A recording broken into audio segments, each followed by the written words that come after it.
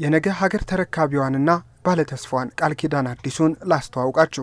ቃል ኪዳን የ6ኛ ክፍል ተማሪ ስትሆን ወደፊት ጎበዝ ጋዜጠኛ የመሆን ህልምም አላት።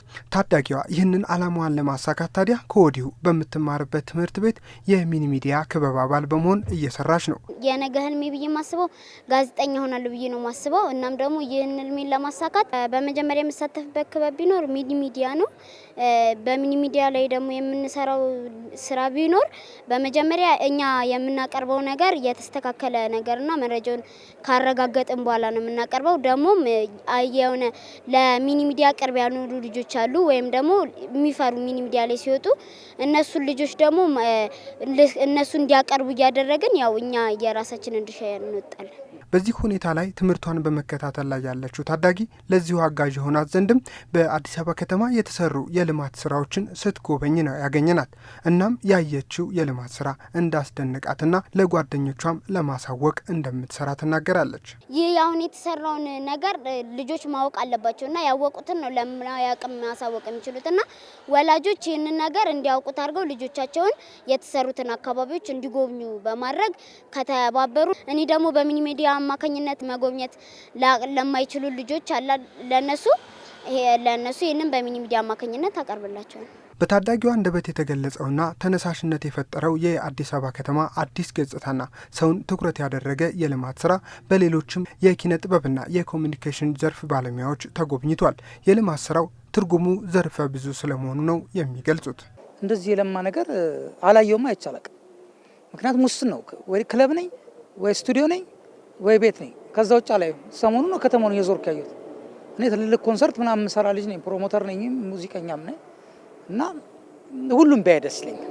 እኔ አሁን ለምሳሌ ፓርኩን ሳየው ወዲያውኑ እንደው እድሉን ሰጥተውኝ እንደው እዚህ ክሊፔን በቀርጽ ነው ያልኩት። ያው እኛ ኢትዮጵያውያን ንጹህ አካባቢ፣ ለጤና ተስማሚ የሆነ አካባቢ ይገባናል። ክብራችን፣ ኩራታችን፣ አይደፈሪነታችንን ቆሻሻ ላይ ሲሆን ወደ ኋላ እንላለንና ከቆሻሻ ጋር ተግባብቶ ተስማምቶ የመኖር ባህላችንን የቀየረ ነው ብዬ አስባለሁ። ምክንያቱም ያ ንጹህ አካባቢ ያስፈልገናል። በጤንነት መኖር መብታችን ነው።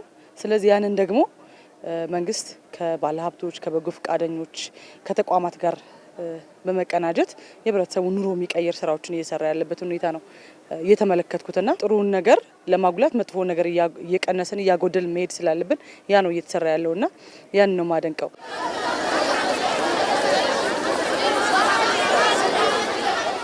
ፊት ያው በሚዲያ እያየን እኛም እድሉን ስላላገኘን በሚዲያ እያየን እሱኑ ነው ለህዝብ ስናስተላልፍ የነበረው። ዛሬ ግን በአካል አይተን በተለይ የአይነ ስውራን ሁሉንም ነገሮች አይተናል። መንግስት እውነት በቃ ለነሱ ያደረገው ትኩረት በጣም የተለየ ነው። ከዛም ባሻገር እነዚህ የነገዋ ከሚባለው አኳያ የተለያዩ በጎዳና ላይ በሴተኛ ዳሪነት የሚኖሩ አካላቶች ዛሬ ህይወታቸውን እንዲዘሩ የአእምሮ ሴታፕ ተሰርቶባቸው ከዛም ባሻገር የገራን ጉራን ስናነሳ ሁሉ ነገር የተሟላ የህፃኖቻቸው የልጆቻቸው መጫወቻ የወጣቱ ማዘውተሪያ ጭምር ተደርጎ መኖሪያቸው ሰፋፊ ቤቶች ተሰርቶላቸው ኢቭን ከስራ እድል አኳያ የተለያዩ ሼዶች ተሰርተው እነዚህን ነገሮች መሰራቱ መንግስት በእውነቱ ሲታሰብ ልማት ሁሉን አቀፍ የሆነ ልማትን እየሰራ እንዳለና የሚበረታቱ ናቸው የሚለውን ለማንሳት የምታየው ነገር በተለይ ጎዳና ልጅ ላይ የምትሰራው ነገር ትልቅ ነገር ነው። ቤት ውስጥ እያለ አይደለም።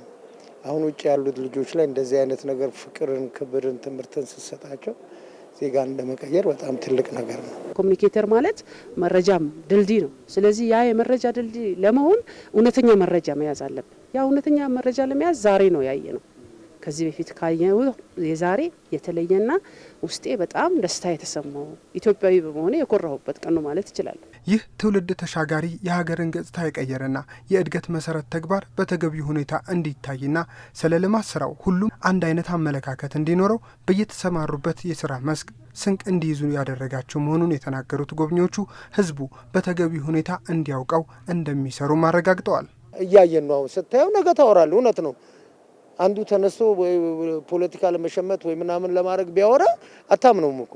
እኔ እንደ አርቲስትነቴ፣ እንደ ኢትዮጵያዊነቴ፣ እንደ አዲስ አበባ ሰውነቴ እውነታውን እናገራለሁ። ድሮ የምኖርበት ሰፈርና አሁን አንድ አይነት አይደለም። አሁንም ያለውን ነገር ተነጋግረን ለመስራት ዝግጁ ነን።